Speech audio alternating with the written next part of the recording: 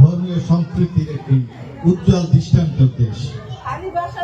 আজকে বাদরতলী পূজা উদযাপন কমিটির আয়োজনে আয়োজিত এই শারদীয় দুর্গা পূজা অনুষ্ঠানের সম্মানিত সভাপতি জনাব সুমিন্দা, উপস্থিত আমাদের হিন্দু সম্প্রদায়ের সম্মানিত নেতৃবৃন্দ, বিএনপির উপজেলার সভাপতি সহ সম্মানিত নেতৃবৃন্দ, পৌরসভার সভাপতি সহ সম্মানিত নেতৃবৃন্দ,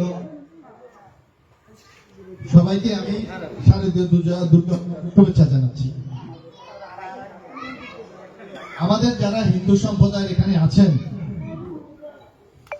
আপনারা একটা জিনিস লক্ষ্য করবেন যে এবছর সারা বাংলাদেশে 33,255টি পূজা মণ্ডপে পূজা অনুষ্ঠিত হতে যাচ্ছে। গত বছরের তুলনায় এটা 1,814টি বেশি।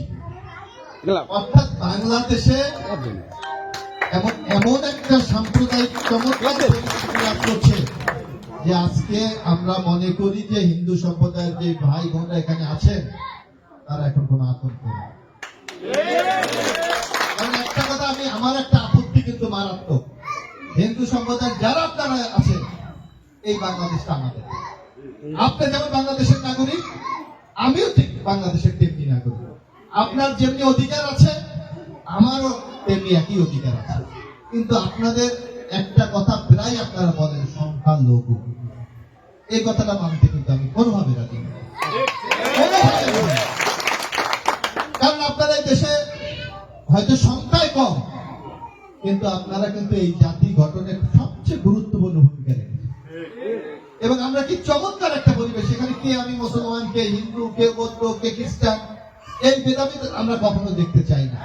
বরং আমরা দেখতে চাই, আমাদের নেতা শহীদ রাষ্ট্রপতি জিয়া রহমান বলেছেন যে আমরা সবাই বাংলাদেশী।